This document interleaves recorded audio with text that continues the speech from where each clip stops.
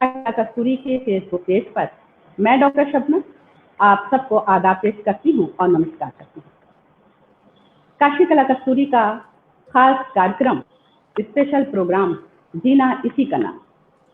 ये हमारा एक ऐसा प्रोग्राम है, ऐसा कार्यक्रम है, ऐसे शख्सियत, ऐसे व्यक्तित्व के धनी लोग इस कार्यक्रम के मेहमान होते हैं जिनकी जिंदगी आम लोगों से हटकर होती है,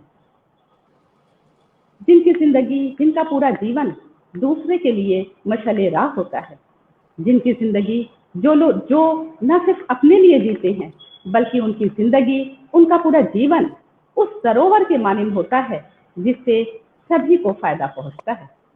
जी हाँ, आज हमारे साथ हैं इस कार्यक्रम में ऐसी ही शख्सियत केशव जालान जी।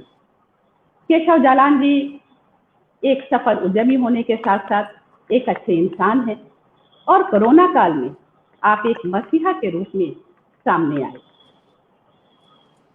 सर की शख्सियत, उनका व्यक्तित्व काशी के मस्तक पर एक रत्न के समान है। सर, काशी कला कस्तूरी के फेसबुक मंच पर आपका स्वागत है, अभिनंदन है, खैर मकदम है।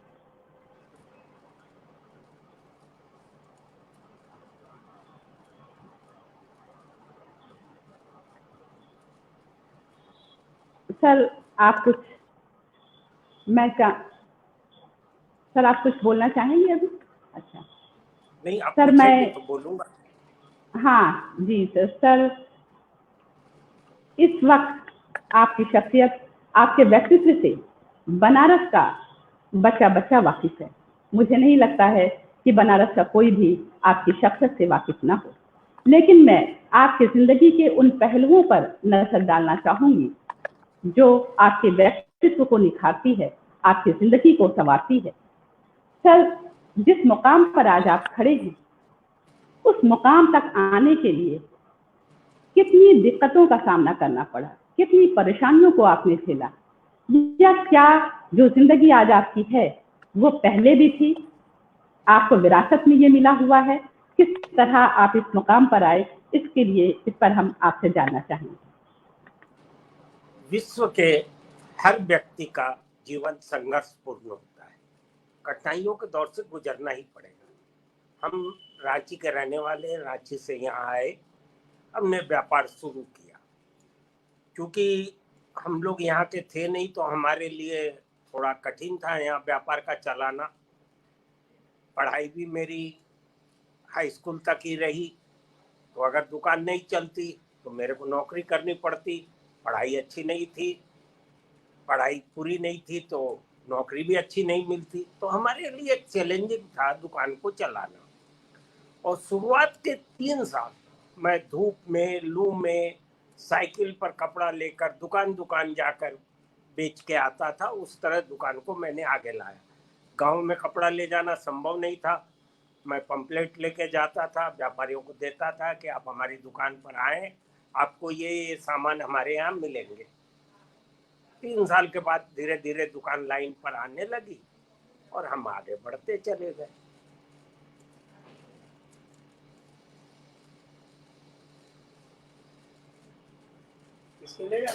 मतलब जिस तरह से आपने अपनी शुरुआत की कि खुद जो है साइकिल पे कपड़ों को के गट्ठर को लाद कर जगह जगह जाना और देना, और आज वही जालान जी बनारस के शान, पहचान और एक सफल उद्यमी हैं।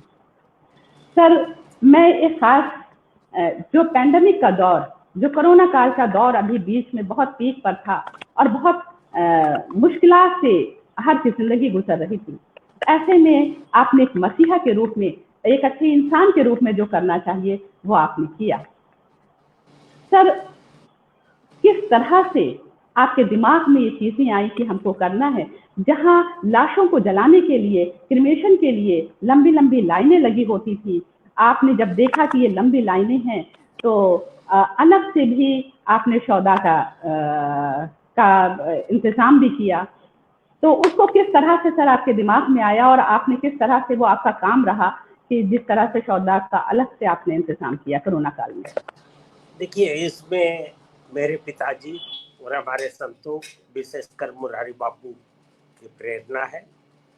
क्योंकि देश एक आपात स्थिति से गुजर रहा है। आपात स्थिति में चॉइस नहीं होती, तो हमको ये देखना होता है कि हम क्या कर सकते हैं। लोगों से प्रेरणा मिली। अब हमारे तत्कालीन एसपी दिनेश कुमार सिंह जी, उनकी प्रेरणा से हमारा एनिमल किचन चालू हुआ।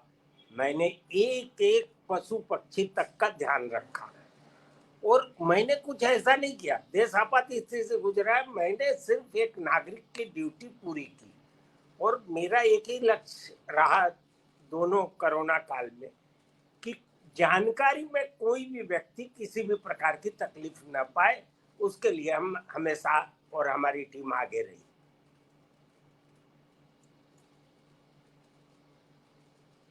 जैसे लोगों को भोजन देना है, हमारे कमांडेंट एनपी सिंह साहब ने पहले कोरोना में हमको कि जालान साहब लाशों की व्यवस्था रखिएगा, क्योंकि लाश किसी भी संख्या में आ सकती है। तो हरिश्चंद्र घाट में देखता हूँ, वहाँ मैंने कोरोना की बॉडी का पूरा अलग से इंतजाम किया। फिर कोविड-2 में थोड़ी बॉडी की संख्या बढ़ी तो हमने रमना घाट को डेवलप किया और वहाँ भी, और बहुत सी कोविड की बॉडी हमने घर से भी उठाई। तो परिवार में कोई था नहीं या कोई उसको छूने को तैयार नहीं, तो मैंने घर से भी बॉडियां उठा के उनका सौदा किया। हम निःशुल्क लावारिस लाशों का दाह संस्कार पहले से करते आ रहे हैं, काफी लंबे समय से। तो जो भी हमारे सामने आया, कोई आइसोलेशन में है, घर में खाना बनाया, उनको भोजन भिजवाया। ऑक्सीजन हमने पूरे फ्री दी, लोगों को हॉस्पिटल तक को सप्लाई की। रेमडेसिविर दी, अभी कोरोना वैक्सीन पे भी काम कर रहे हैं। ब्लैक फंगस की भी दवा किसी ने मांगी, वो भी अरेंज करके दिया। यानी कोई भी ऑक्सीजन कंसंट्रेटर है, जो भी हमारे सामने आया, चाहे बनारस में ही नहीं, बाहर भी।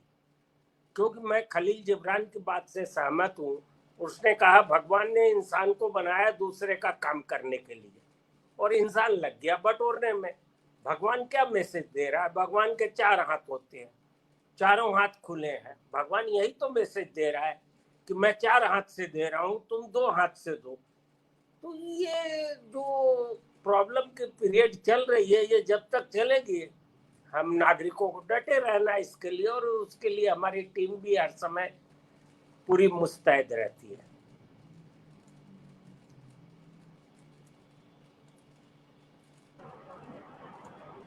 सर, आप तो आपका कहना है कि जियो और जीने दो नहीं, जियो और जीवन दो।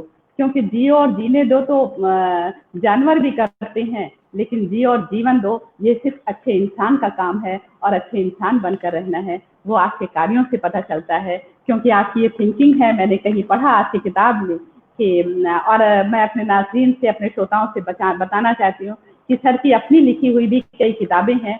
मैं पढ़ रही थी अनुभव और अनुभूति, और संत समागम में सफलता के सूत्र, जियो जीने दो और जीवन दो। इस तरह की आपकी सर की लिखी हुई किताबें भी हैं, और मैंने इसको पढ़ा और पढ़ने के बाद लगा वाकई में जैसे लग रहा था कि एक बैठक में ही सारी किताबें खत्म कर दी जाएं। बहुत अच्छी तरीके से लिखी हुई, और जीवन के सूत्र जिसको बोलते हैं, जीने के तरीके जो हैं, वो उसमें नजर आता है। बहुत ही आम और वैसे जबान में एकदम लिखी हुई चीजें जो एकदम दिमाग पढ़ रहे हैं, आंखों से और दिल तक उतरता चला जाए। सर, जो कोरोना काल में आपने रेमडेसिविर जो दवाएं दी, उसके अलावा खाने का इंतजाम, अभी आपसे मेरी बात हो रही थी 1 महीना पहले, तो मैंने ये देखा कि आपने कहा कि इस वक्त जो है लोग निकल नहीं रहे हैं, घरों से निकल नहीं रहे हैं, जिसकी वजह से रिक्शे वाले बेरोजगार हो चुके हैं और उनको खाने के वो उनके लाले पड़ चुके हैं। तो मैं रिक्शे वालों को ढूंढ कर खाना पहुंचाता हूँ। तो मुझे लगा कि वाकई में बनारस के लिए आप फरिश्ता हैं, आप मसीहा हैं, कि रिक्शे वालों को ढूंढ के ये सोच के कि नहीं अब तो कोई निकल नहीं रहा है, घरों से लोग नहीं निकल रहे हैं, तो रिक्शे का कारोबार कैसे चलेगा। तो इस तरह से, और आज भी आपका रिक्शे वालों को आप पहुंचवाते हैं और इस तरह से चीजें होती हैं। तो किस तरह से सर आपका कहाँ पे होता है, क्या किस तरह से करते हैं, ताकि बहुत से लोगों को हम लोग भी इन्फॉर्म कर सकें।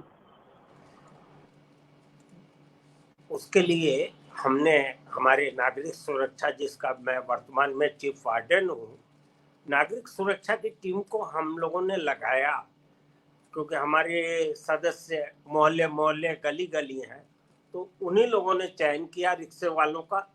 रिक्शे वाले मीन्स पैडल रिक्शे वाले, खास करके महिलाओं को वो चयनित करके उनको राशन उनके माध्यम से भिजवाया गया। और भी हम खोजते रहते हैं, कोई भी नीडी है, किसी को भी कोई तकलीफ है, तो हम उसकी जो भी जरूरत होती है पूरी करने का पूरा प्रयास करते हैं।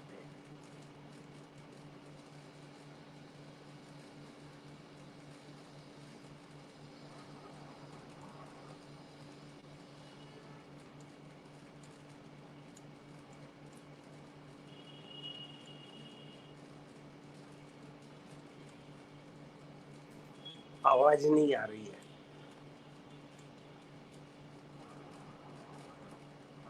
ये आपकी आवाज नहीं आ रही है। सर कोई भी, हाँ सर अब आ रही है।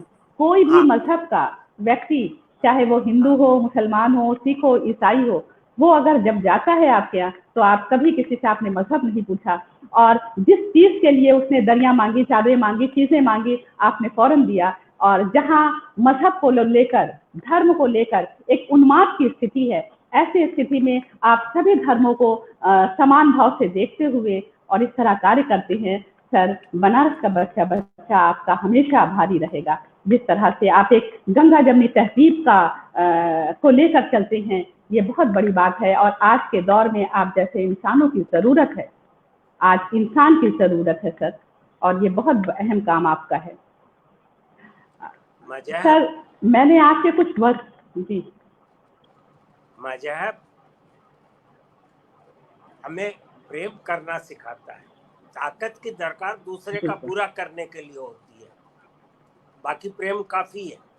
प्रेम में कोई ताकत नहीं लगती, पर जैसे ही हम प्रेम में आते हैं, खाली हो जाते हैं, तो लोगों को बड़ा अजीब लगता है, तो फिर वो थॉट प्रोसेस में चले जाते हैं। तो प्रेम तो सबसे आसान है, जिसमें कोई ताकत ही नहीं लगती, एनर्जी नहीं लगती, बल्कि उससे एनर्जी मिलती है। और मजहब जो चीज है, ये तो राजनेताओं की देन है। हम इतने लंबे समय तक मुगलकालीन शासकों के अंडर में रहे, हमको 47 के पहले कोई भी जातिगत दंगा सुना हुआ या पढ़ा हुआ याद नहीं है।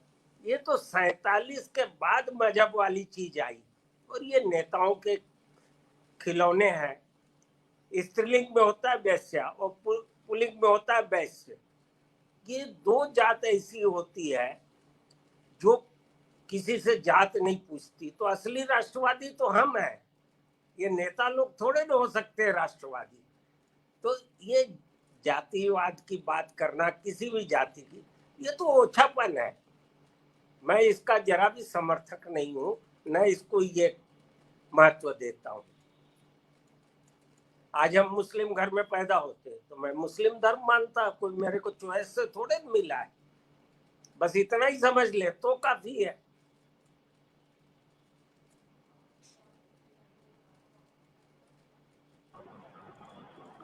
सही बात है सर, कि अगर हम यही समझ ले कि हम जिस धर्म में अगर पैदा होते तो उसी धर्म को मानते हैं, तो जो मजहबी उन्माद है उसको दूर करना बहुत ज़रूरी है। और ये आज के वक्त की ज़रूरत भी है, डिमांड भी है कि हम किस तरह से गंगा जमनी तहजीब को आगे बढ़ाएं, आपसी मेलो मोहब्बत को आगे बढ़ाएं, प्रेम को आगे बढ़ाएं।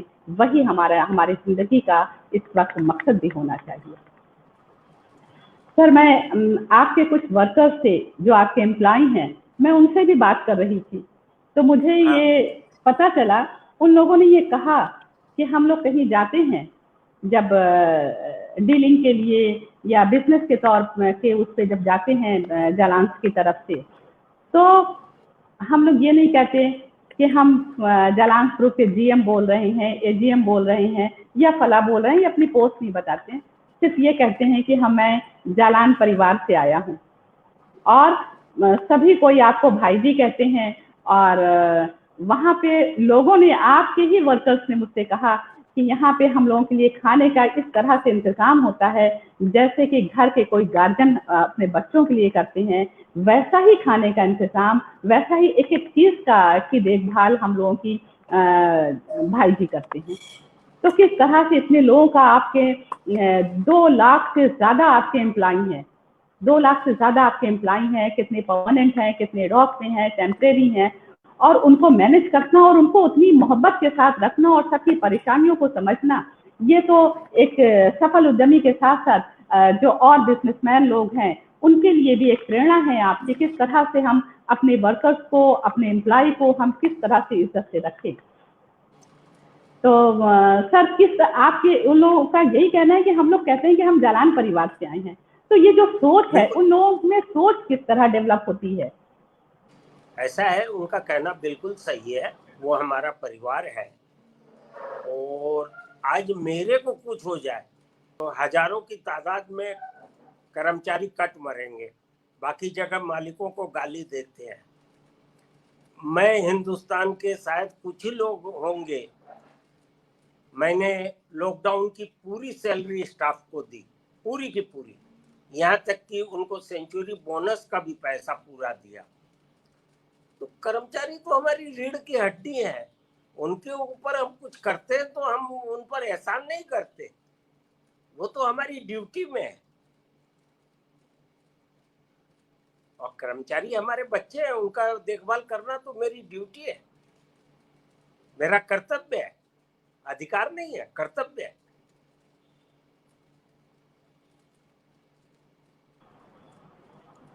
जैसा कि मुझे ये भी बात मालूम है कि आपने अपने कर्मचारियों से कहा कि जिस वक्त लोग अच्छे अच्छे लोगों ने, बड़े बड़े बिजनेसमैन ने और जो कमर्शियल जो संस्थाएं चला रहे हैं उन लोगों ने भी अपने एम्प्लॉयज को आधा कर दिया, काफी लोगों को निकाल दिया और जो थे उनको आधी सैलरी दिया, और आपने उसमें बोनस भी दिया और पहले दिया, महीना पहले होने से पहले दिया।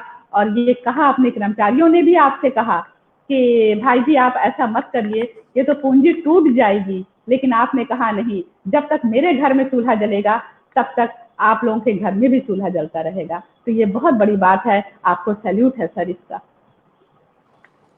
लोग कर्मचारी को छंटने की बात की है लॉकडाउन के दौरान, क्योंकि उस समय जॉब की रिक्वायरमेंट थी, तो मैंने लॉकडाउन में ग्रोसरी शॉप चालू की ताकि मैं लोगों को जॉब दे सकूं, और काफी लोगों को जॉब दिया भी।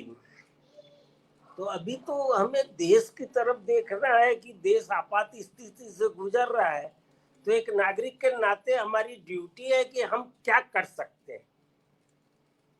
तो कितना भी हो, हमारा एक सीमा है, क्षमता है, एक दायरा है, फिर भी हमको ये देखना है कि हम क्या कर सकते हैं और करना चाहिए, अच्छी बात है।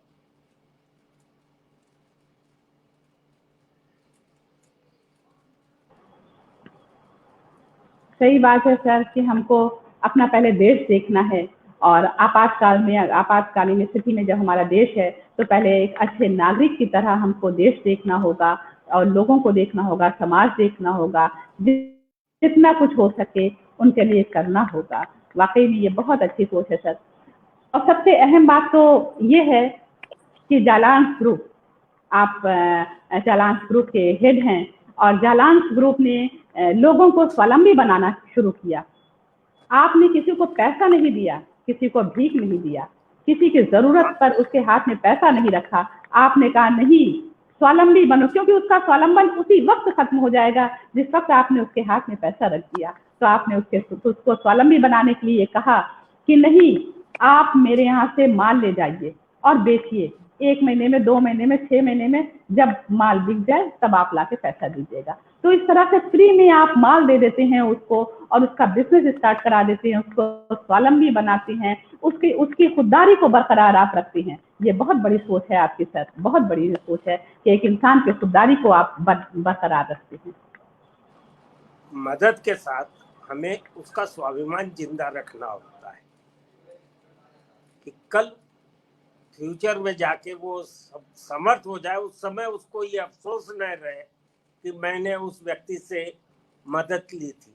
इसलिए उसका स्वाभिमान जिंदा रखना मेरा पहला उद्देश्य होता है कि सामने वाले का स्वाभिमान जिंदा रहे।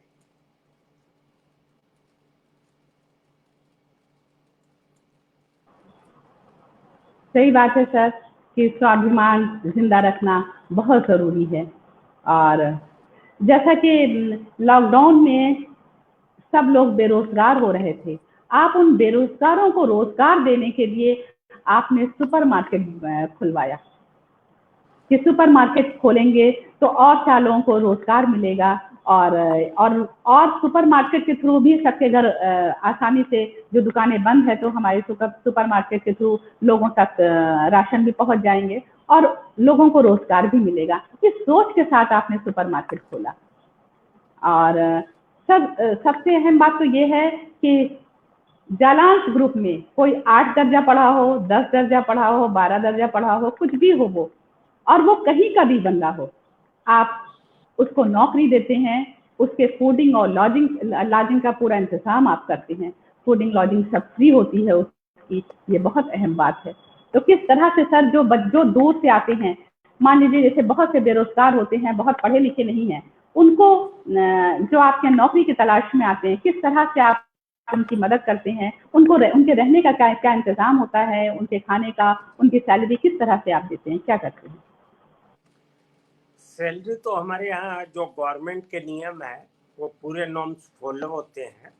जो गवर्नमेंट का आता है कि मिनिमम वेजेज इतना देना है, ये साइज देना है, पीएफ है, वो जो भी गवर्नमेंट की गाइडलाइन और वो होता है पूरा फॉलो होता है। एक बार मेरे को स्टाफ ने आके शिकायत की कि मेस के स्टाफ एसी में सोते हैं। मैंने कहा मैं एसी में सोता हूँ ना, तो वो सोते हैं तो कौन सा गलत करते हैं। तो हम उनके स्टाफ के रहने वाली जगह भी पूरी सुविधा उनको देते हैं, चाहे कूलर है, एसी है, टीवी है, जो भी बढ़िया गद्दे पलंग, उनकी सुविधाओं का हम पूरा ख्याल रखते हैं, क्योंकि जो सुविधा हमको प्राप्त है वो हमारे स्टाफ को भी प्राप्त होनी चाहिए। सब ईश्वर की संतान है।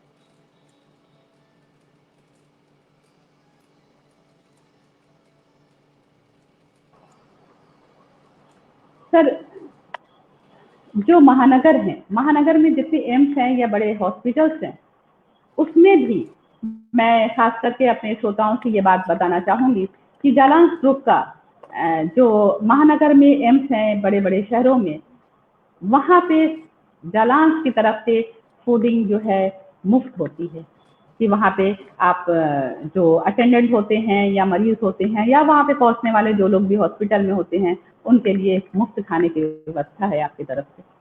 सर इतना सब कुछ कैसे आप मैनेज कर पाते हैं, किस तरह से चीजें होती हैं? देखिए, ये कोई ईश्वरीय शक्ति है जो ये कराती है, बाकी इंसान के बस का नहीं है। तो इसलिए हमें भी नहीं मालूम है कि ये होता कैसे है। कोई ईश्वरीय शक्ति इसके पीछे कार्य करती है, इसमें हमारा कोई योगदान नहीं है।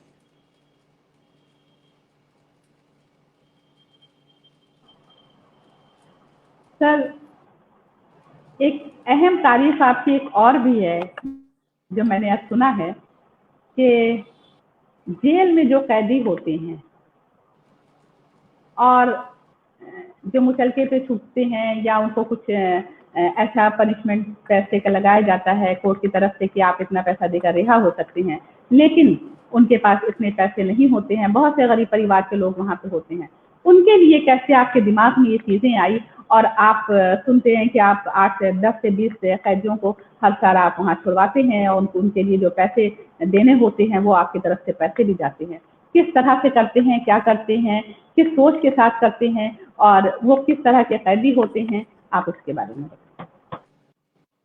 पिछले 15 अगस्त पर जेलर साहब ने हमसे कांटेक्ट किया था। यूपी गवर्नमेंट ने उनको गाइडलाइन भेजी थी कि इतने कैदियों को इन लोगों ने सजा पूरी कर ली थी, पर पेनाल्टी का पैसा भरने के लिए इनके या इनके परिवार के पास नहीं था। तो उसमें ये था कि आप किसी भी एनजीओ या समाज सेवी से ले सकते हैं। तो जेलर साहब ने हमसे कांटेक्ट किया तो हमने एक ही वर्ड कहा कि आप जितने कैदी छोड़ सके मैं रुपया सरकारी खजाने में जमा कर दूंगा।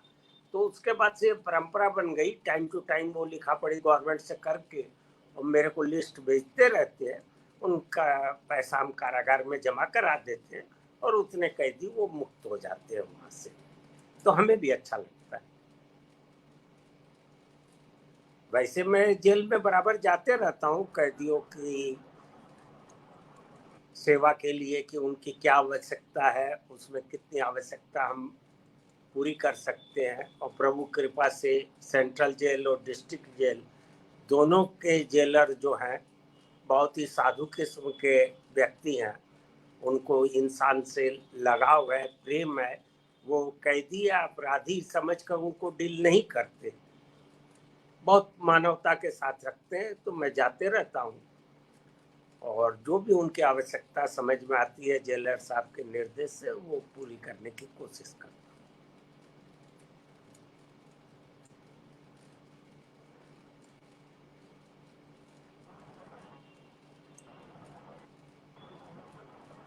सर लेकिन जो बहुत से, जैसे आपने कहा कि कभी कभी 50,000 रुपए की पेनाल्टी होती है, वो भी आप जमा करते हैं और इस तरह से न जाने का 50,000 रुपये, और इस तरह से आप जिस हिसाब से कैदी छूटते हैं 15 अगस्त को और सब आप पेनाल्टी देते हैं उनकी, तो इसके मतलब कि वो गरीब कैदी होते हैं और उनके घर में इतनी आसाइश नहीं होती है कि उनको देकर छुड़ा सके, वो आपके जरिए छूटते हैं। सर ऐसे कैदी के लिए, क्योंकि वो बरसों के बाद निकल रहा है, अगर वो जो बिजनेस करता होगा वो भी खत्म हो चुका होगा, अब घर की परिस्थिति भी ऐसी नहीं होगी कि वो कुछ अपने को स्टैंड कर सके, कुछ क्या ऐसे कैदियों के लिए आप कुछ करते हैं? अभी तक ऐसी कोई डिमांड हमारे पास कैदियों के द्वारा नहीं आई है। अगर कोई भी ऐसी आवेगी तो हम उसके लिए तत्पर हैं, हम उसका कार्य जरूर करेंगे।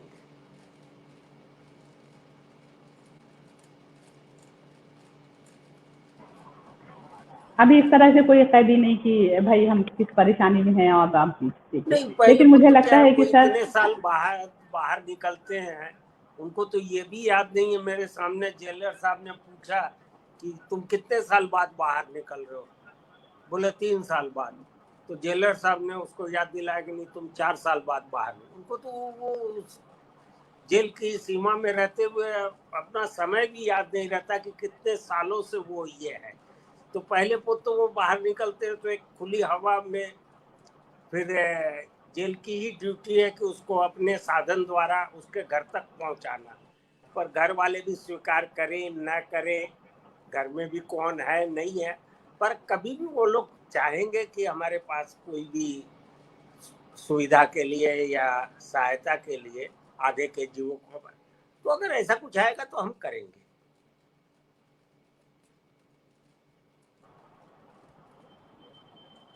सर मुझे तो लगता है कि हो सकता है कि उन कैदियों को इतनी दिमाग में ये बातें नहीं आती हों कि मैं इनसे कुछ कह सकूं।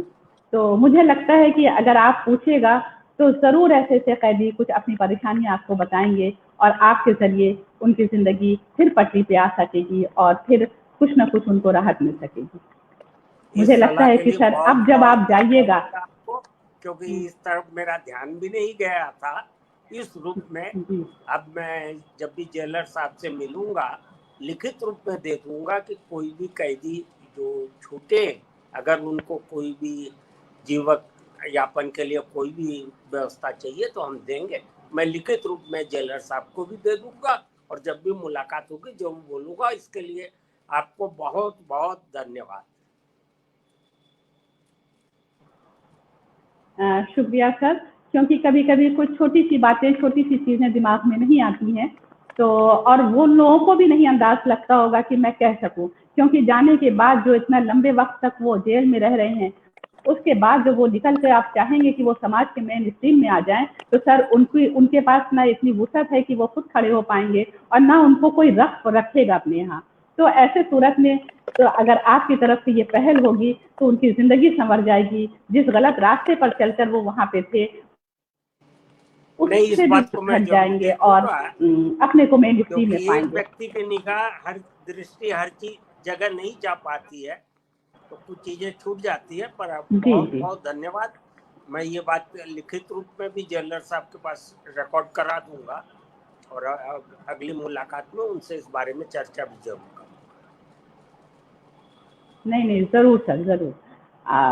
सर, एक चीज पे मैं फिर आना चाहती हूँ कि हरिश्चंद्र घाट एक हिसाब से मुझे लगता है कि आपने गोद ही लिया है, क्योंकि जिस हिसाब से मिट्टियां लदी हुई थी और वहां पे जो क्रिमेशन का जो हिसाब था और इलेक्ट्रिक जो सौदा था वो भी खराब हो चुका था, उसको किस तरह से आपने सही किया और अब क्या इंतजाम है आपकी तरफ से? क्योंकि जो हमारे नाज़रीन हैं, जो हमारे श्रोता हैं, और वो क्योंकि हर इंसान गरीब अमीर सबसे जुड़ा होता है, तो मैं ये चाहती हूँ कि ये बात आप खुद बताइए कि क्या इंतजाम आपकी तरफ से होता है, गरीबों के लिए क्या होता है? क्योंकि हर लाश पर मुझे लगता है कि 10 से 12 हज़ार से कम खर्च नहीं आता होगा, तो किस तरह से आपके लोग करते हैं वहाँ पे, आपका क्या इंतजाम है? और इलेक्ट्रिक सौदा शुरू हो चुकी है, आपने का उसमें क्या रोल है, वो आप एक बार बताइए।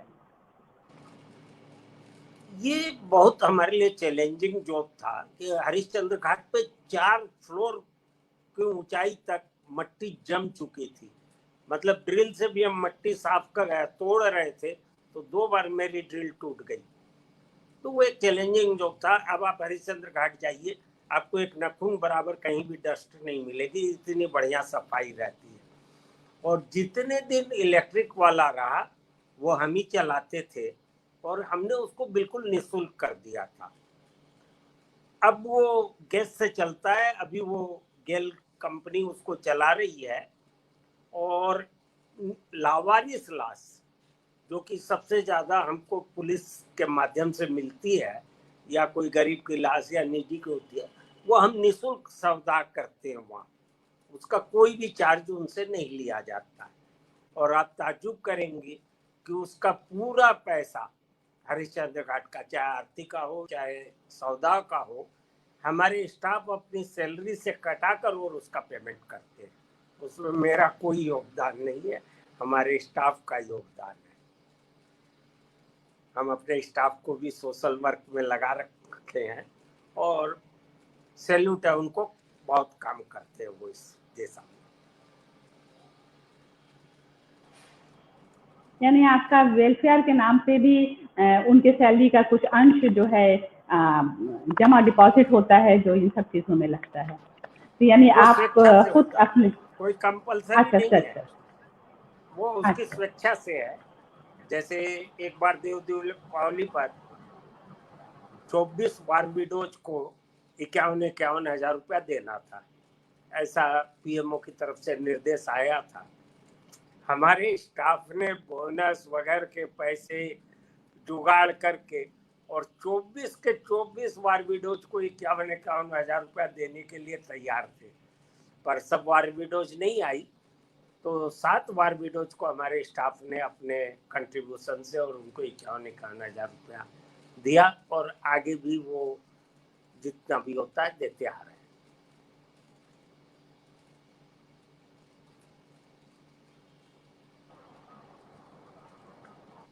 तो मेरा सर ये पूछने का सिर्फ यही एक मकसद था कि जो लोग भी सुन रहे हैं और अगर किसी के मोहल्ले में, किसी के पड़ोस में या कहीं भी अगर सामने रास्ते में किसी को इस तरह देख लिया गरीबी में जूझते हुए और फिर वो दुनिया को छोड़ गया, तो एटलीस्ट ये तो कोई कह सकेगा कि नहीं नहीं वहाँ पे उस घाट पे चले जाना, जालान की तरफ से सब फ्री है, तो एटलीस्ट उसकी सारी चीज़ें अच्छे से हो जाएगा। और एक मैं अपने नाज़रीन को एक चीज़ और बताना चाहूँगी कि जालान जी न जाने कितनी क्रिमेशन फ्री में जो किया है वो तो किया ही है, उसके अलावा जो लावारिस लाशें होती हैं उनके लिए भी आप श्राद्ध करते हैं। लोग अपनों के लिए करते हैं, अपनों के लिए जीते हैं।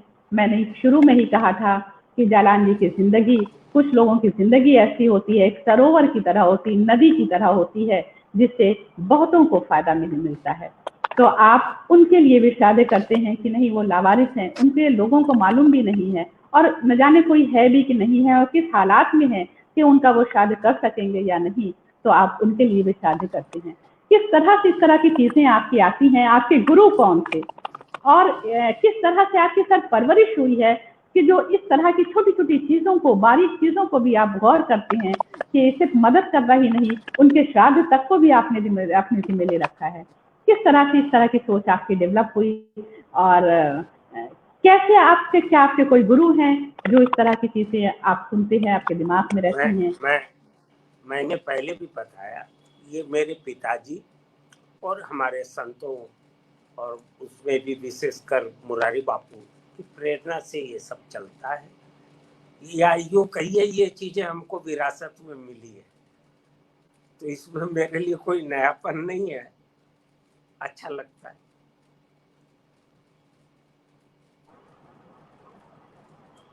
सर, आपके प्रतिष्ठान भी ऑल ओवर यूपी काफ़ी हैं, मुझे लगता है 100 के करीब में है वो।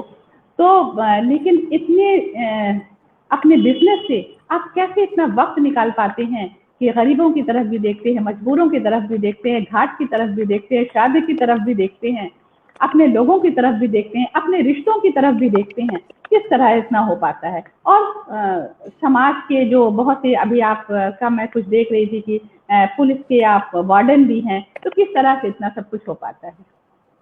इसके लिए मुख्य रूप से मेरे दोस्त निधि देव अग्रवाल, वो पावर हाउस का काम करते हैं मेरे लिए, और उसी की द्वारा मिली हुई एनर्जी से इतना काम हो पाता है। क्योंकि मेरे को जरा सा संडे छोड़कर बाकी वर्किंग टाइम में निकलने में दिक्कत होती है, पर वो इस काम को पूरा कर लेता है। और जैसे बिजनेस हमारा पहला प्रायोरिटी है, उसकी पहली प्रायोरिटी समाज सेवा है, तो निधि भैया के कारण ये इतना संभव हो पाता है। अगर मैं अकेला होता तो नहीं कर पाता। इसके लिए बधाई के पात्र हमारे निधि भैया हैं।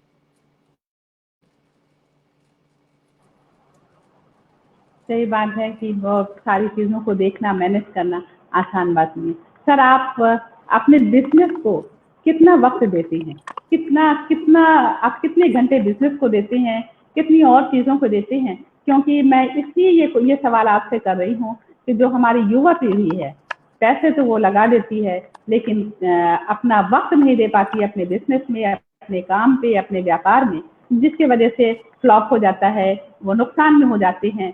तो मैं उन युवा पीढ़ी के लिए, या उन लोगों के लिए जो बाप का पैसा अपने बिजनेस में लगा जरूर देते हैं लेकिन वक्त नहीं दे पाते हैं, उनके लिए आप कुछ कहना चाहेंगे कि किस तरह से उनको वक्त देना है, और आप किस तरह से देते हैं ताकि उनके लिए प्रेरणा बन सके? ऐसा है, ये सुनने में कैसा लगता है कि हमारे पास समय नहीं है, वक्त नहीं है।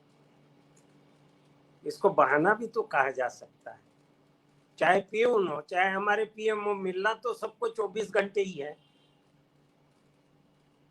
तो वक्त तो एक बहाना है भाई, आप 24 घंटे की रूटीन में वो कीजिए। और व्यापार की सफलता असफलता कई चीजें हैं, पर जहाँ है एवरेज एक हफ्ते में आदमी 40 घंटे काम करता है, और 40 घंटे में रूटीन वर्क होते हैं। आगे बढ़ने के लिए 40 प्लस काम करना पड़ेगा।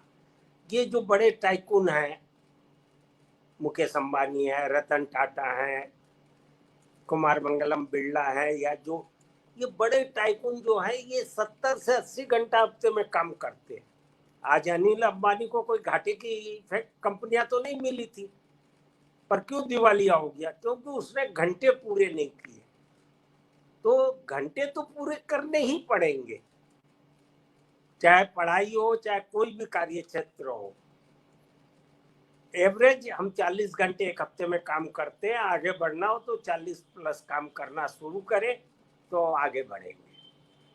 पर घंटों की कटौती से आप चाहे कितने भी तेज हो, होशियार हो, बुद्धिमान हो, काम नहीं आएगा। वो 40 घंटा रूटीन वर्क ही हो पाएगा।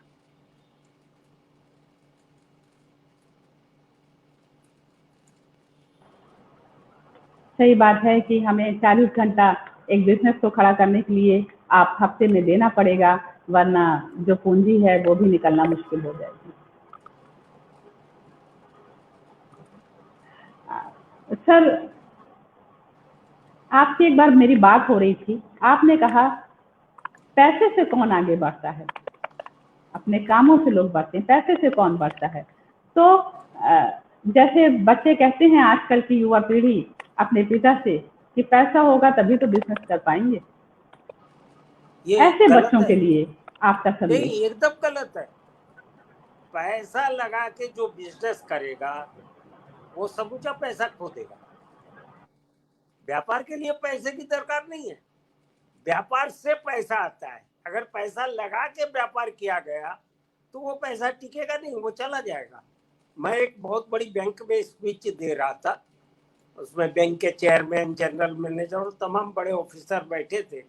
तो स्पीच के दौरान मैंने कहा कि व्यापार कड़का ही कर सकता है। बैंक ऑफिसर्स ने 2 मिनट सोचा और मेरी बात को सही किया। तो व्यापार के लिए पैसा नहीं चाहिए, व्यापार से पैसा आएगा। अगर व्यापार का एक भी उदाहरण ले आइए कि पैसा लगा के किसी ने किया और पैसे से पैसा कमाया हो, ये संभव नहीं है। पहले व्यापार को मजबूत करना होगा और पैसा लगा देंगे तो वो चला जाएगा। तो ये गलत है कि पिताजी पैसा देंगे तो हम व्यापार करेंगे। हमने तो शुरू किया था, साइकिल पे कपड़ा बेचते थे। मेरे पास तो चवन्नी भी नहीं थी, घर से दुकान से घर आने के लिए शेयर रिक्शा मिलता था, चवन्नी लगती थी। ठीक है, चवन्नी की तकलीफ नहीं थी, फिर भी उसको बचाने के लिए हम लोग पैदल चले आते थे कि चवन्नी तो बचेगी। तो व्यापार पैसा लगा के जो भी करेगा वो पैसा खोएगा। व्यापार से पैसा कमाएगा तो व्यापार भी रहेगा और पैसा भी रहेगा।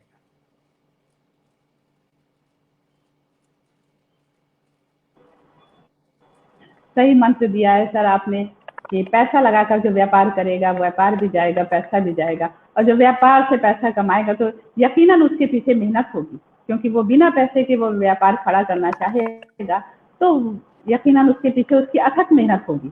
और जब अथक मेहनत होगी तो वो चीज़ रायगा नहीं जाएगी, बेकार नहीं जाएगी, उसका बिजनेस जरूर फले फूलेगा।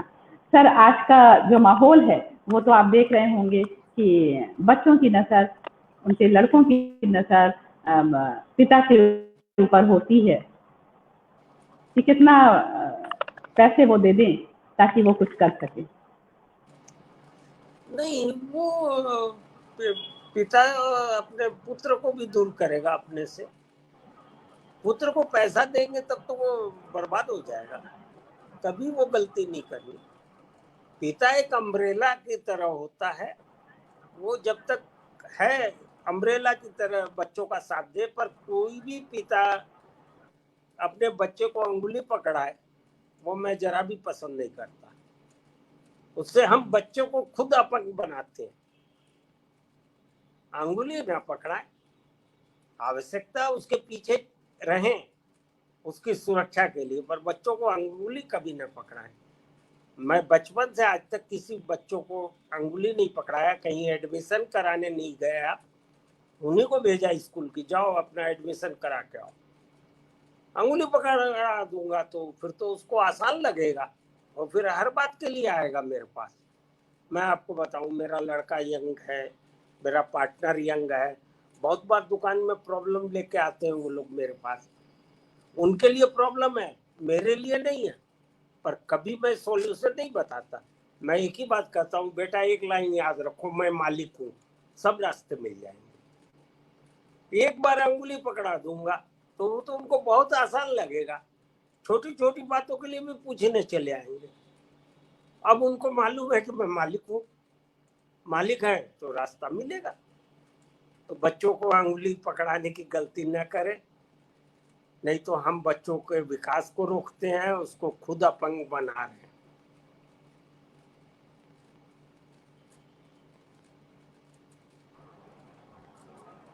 आपने सही कहा कि हम बच्चों को उंगली पकड़ाने का ना काम करें, बल्कि बच्चों को भी आत्मनिर्भर बनाएं, बच्चों को भी उनके अंदर ये सेल्फ कॉन्फिडेंस पैदा होने दें कि नहीं हम ये काम कर लेंगे और ज़रूर करेंगे। सही बात, यही सब क्योंकि कोई भी इंसान जो बड़ा होता है हकीकत में उसकी सोच, उसकी एक एक बात भी एकदम गुरु मंत्र होती हैं, जैसा कि आपने अभी मुझे बताया। सर आप हर के लिए करते हैं, जैसे लावारिस लाशों के लिए आपने किया, वैसे लावारिस लोगों के लिए जो गरीब हैं, जो मजबूर हैं, जो बीमार हैं, जो जो जख्मों से चूर हैं, जो दिमागी हालत जिनकी ठीक नहीं है, जिनका घर कहीं नहीं है, उनके लिए भी आपने अपना घर आश्रम में अपना पूरा पूरा सहयोग देकर उनके लिए बहुत कुछ किया है। तो सर, मैं चाहूंगी कि उनके उसके बारे में भी आप कुछ डिटेल से बताएं। इसके मुख्य प्रेरणा स्रोत हमारे डॉक्टर भरद्वाज साहब हैं, जो भरतपुर रहते हैं। उन्हीं की प्रेरणा से यहाँ चालू किया गया। वहाँ लगभग 8,000 प्रभु जी हैं भरतपुर आश्रम में। यहाँ भी हमारे पास अभी 150 से ऊपर हैं, लगभग 200 के आसपास है। और संख्या बढ़ेगी, चूँकि कोरोना की वजह से काफ़ी लावारिस हो गए। और वहाँ हम उनको प्रभु जी कहते हैं और भगवान मानकर और भगवान की तरह ही उनकी सेवा में लगे रहते हैं। तो मैं तो सभी श्रोताओं से जरूर चाहूँगा कि एक बार जरूर जाएं और अपना घर आश्रम जाके आएं, प्रभु जी का दर्शन करें। हम कहते हैं कि किसी को साक्षात भगवान देखना हो तो वहाँ आपको साक्षात भगवान देखने मिलेंगे। वहाँ जरूर जाएं, आपको अच्छा लगेगा, बहुत अच्छा लगेगा, हमें भी अच्छा लगेगा। आपने सही कहा कि वो साक्षात भगवान हैं, और जब हम मजबूरों की, गरीबों की, मुसीबत ज़्यादा लोगों की हम मदद के लिए आगे बढ़ेंगे, उनको सिर्फ एक प्यार की निगाह से भी देखेंगे, तो वो भी हमारे लिए बहुत बड़ा पुण्य का काम होगा। और मैं अपने श्रोताओं से बताना चाहूँगी कि आपको अगर बर्थडे मनाना हो, अपनी मैरिज एनिवर्सरी मनाना हो, किसी का तिरही मनाना है, कुछ भी करना है, तो उसमें गरीबों का, मजबूरों का और का हिस्सा ज़रूर होता है, और उनका हिस्सा देने के लिए आप अपना घर आश्रम ज़रूर जाएं। और ये अपना घर आश्रम यहाँ सामने घाट पर है। सामने घाट पे दाहिने साइड में रोड बाईपास से तक जाती है, वहाँ से मुश्किल से 2-2.5 किलोमीटर ही होगा। और ज़रूर जाएं, क्योंकि वहाँ जाकर आपको लगेगा कि किस तरह से यहाँ उनको जो भगवान कहा गया, प्रभु कहा गया है, तो वाकई में प्रभु की तरह वहाँ उनकी सेवा हो रही है। जख्मों से चूर हैं, पैर कट चुके हैं, पैर की हड्डियां भी दिख रही हैं, मक्खियां भिनक रही हैं, ऐसे ऐसे लोगों को उठाकर लेके आए और उनको ठीक किया, और आज वो स्वस्थ होकर उसी आश्रम का एक हिस्सा बने हुए हैं। और जालान जी ने वहाँ पे एम्बुलेंस दे रखा है, खाने पीने का पूरा इंतजाम कर रखा है। वो डॉक्टर पति पत्नी है, वो उन सारी चीज़ों को देखते हैं, लेकिन आपका एक बहुत बड़ा सहयोग होता है वहाँ पे। सर, एक अहम बात और रह गई है, वो ये कि जो एनआरआई बच्चे हैं, जो विदेशी बच्चे हैं, जो रिश्तों को नहीं समझ रहे हैं, उनके अंदर रिश्तों की पहचान करवाना, वो भी आपने एक बहुत बड़ा बीड़ा उठाया हुआ है।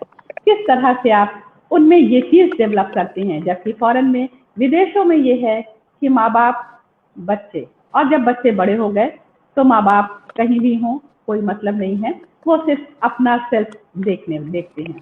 ऐसे में और ऐसे सराउंडिंग में पले बच्चों में पिता, माँ, चाचा, चाची, दादी, दादा, नानी, नाना, इन सब रिश्तों की पहचान आप किस तरह करवाते हैं, उनके लिए क्या करते हैं, किस तरह से आप, ये भी आपका एक अहम काम है।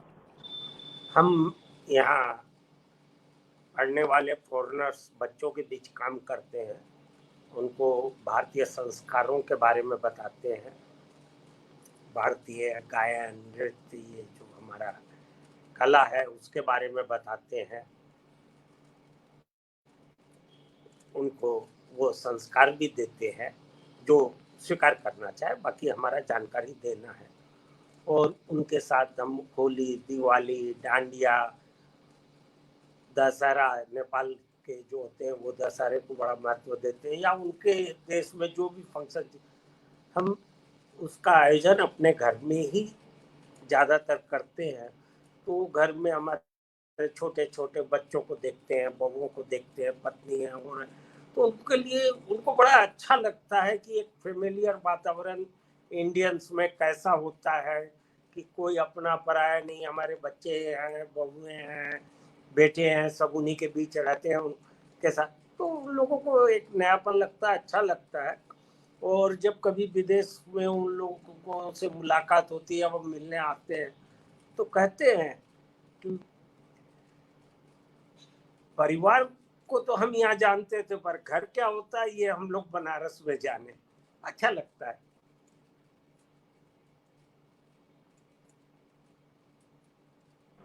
सही बात है कि परिवार क्या होता है, घर क्या होता है जानते हैं, परिवार क्या। वाकई में परिवार और घर में क्या फर्क है, कितनी अहम चीज है, उसको आपने उन लोगों को बताया। और वो उस तरह से अब उनकी वो लाइफ होगी, उनके जिंदगी में एक बहुत बड़ा चेंज आएगा। सर, कोई ऐसी खास बात जो आज के युवा पीढ़ी को, बनारस के बच्चों को आप देना चाहेंगे? कोई खास बात, कोई खास संदेश, किस तरह से? और आज जरूरत है सर युवा पीढ़ी के लिए, हमेशा से एक ही संदेश रहा है, पॉजिटिव थिंकिंग। खाली पॉजिटिव हो जाए और पावर थिंकिंग। पॉजिटिव थिंकिंग को पावर दे और उस पर कार्य करें। एक पॉजिटिव थिंकिंग और उसके साथ पावर थिंकिंग वो अपने आप में कंप्लीट है। उसके बाद उसको और ब्रांचेज के ऊपर जाने की, ट्री ब्रांचेज पे जाने की दरकार नहीं हो, शाखाएं खुद ब खुद उनको ले जाएंगी।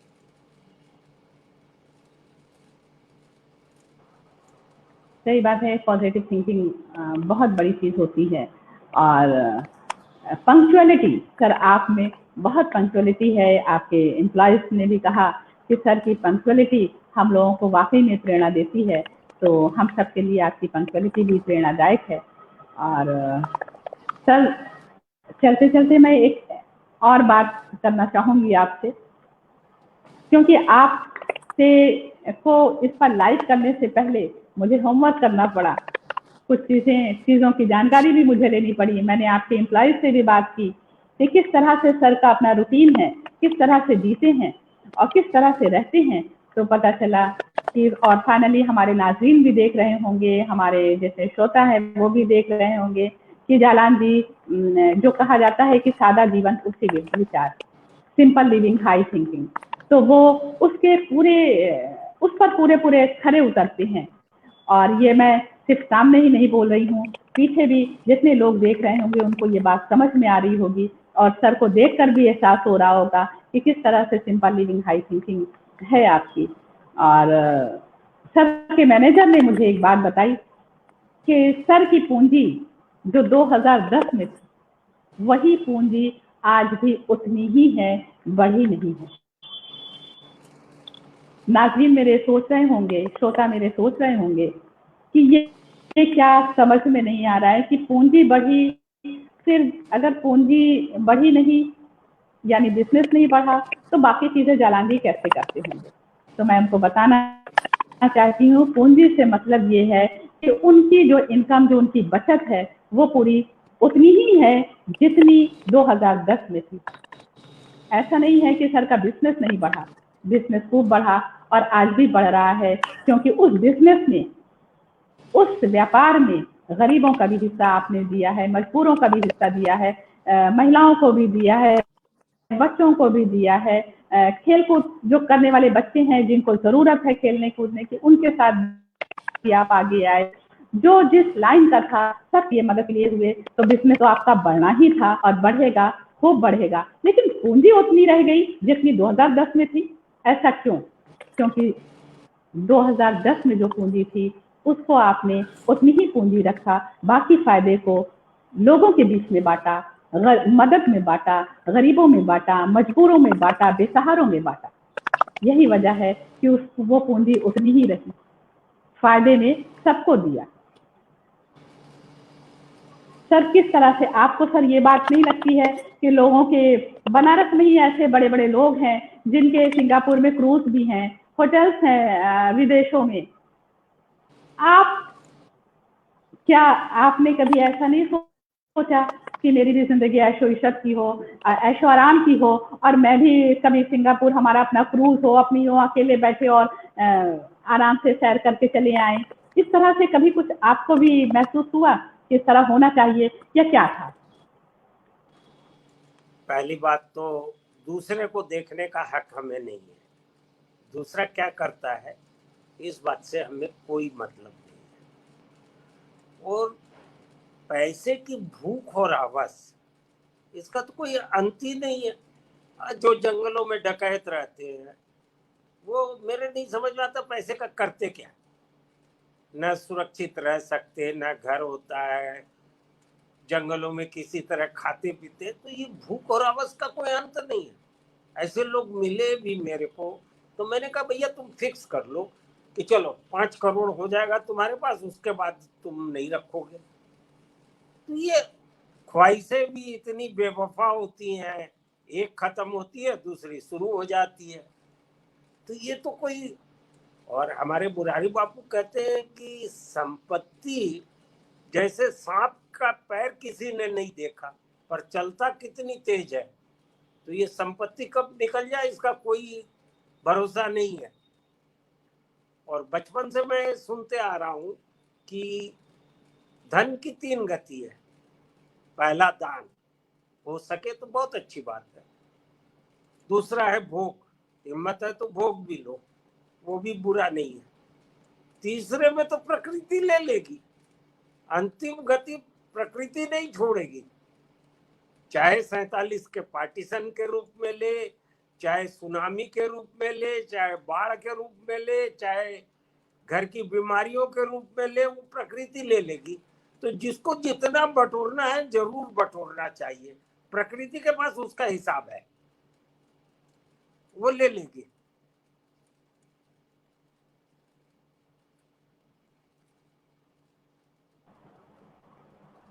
सही बात है कि प्रकृति के पास उतना हिसाब है, तो जो जिसको करना है उस पैसे का सही यूज कर ले, सही इंतजाम कर दे। और सबसे बड़ी बात तो सर ये है कि हमको ये समझना चाहिए कि भगवान ने ये नहीं कहना चाहिए कि मैं मेहनत कर रहा हूँ तो ये मेरा पैसा है। नहीं, हमारे पैसों से में, हमारी चीज़ों में गरीबों का, मजदूरों का, बेकसों का, बेसहारों का भी हक है और उसको हमें पूरा पूरा देना भी चाहिए। शायद इसीलिए आज आपको, जैसे मैंने शुरू में ही कहा कि आप बनारस के काशी के मुकुट के एक रत्न के समान हैं। आपका जो व्यक्तित्व है, आप जिस तरह से व्यक्तित्व के धनी इंसान हैं, और मैं धन्य हूँ सर, मैं धन्य हो गई हूँ कि काशी कला कस्तूरी के फेसबुक पेज पर आप आए और अपना बहुत कीमती वक्त दिया। यकीनन आपके पास वक्त नहीं है, एक एक मिनट आपका बहुत ही, जो इंसान हफ्ते के 40 घंटे देता हो अपने बिजनेस में और उसके बाद समाज में देता हो, लोगों में देता हो, अपनों में देता हो, बच्चों में देता हो, तो उसके पास वक्त की कमी भी होगी। लेकिन जैसा कि आपने कहा कि वक्त की कमी किसी के पास नहीं होती है, वो चाहे तो सब कुछ कर सकता है। उसी के तहत आपने हमको भी वक्त दिया और काशी कला कस्तूरी पर आए। मैं रियली सर, मैं दिल से और हार्दिक, जो हमारे अंदर वाली जो आवाज़ है, मैं उस आवाज़ से कह रही हूँ कि मैं बहुत धन्य हो गई हूँ सर, बहुत धन्य हूँ कि आप जैसी शख्सियत, आप जैसा व्यक्तित्व काशी कला कस्तूरी के इस मंच पर आया और आपने हम मुझे अपना कीमती वक्त दिया। इसके लिए मैं आपकी इंतहाई शुक्रगुजार हूँ सर, बहुत शुक्रगुजार हूँ। बहुत बहुत धन्यवाद। और मैं अपने काशी कला कस्तूरी के सभी दर्शकों का, सभी नाज़रीन का भी शुक्रिया अदा करती हूँ जो इस वक्त, इतने वक्त तक 1 घंटे मेरे साथ रहे।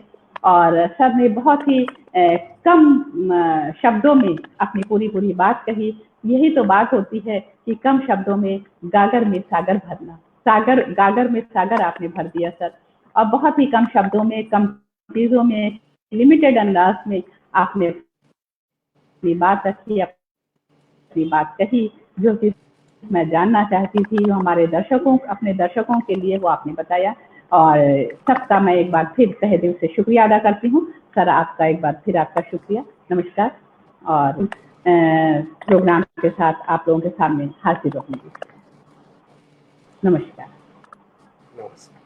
सर लीव हो जाइए सर, इसमें लीव हो जाइए।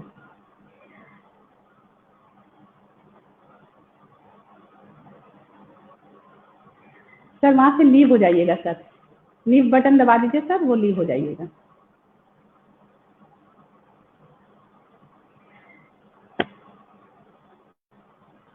सर उसको लीव कर हो जाइए सर।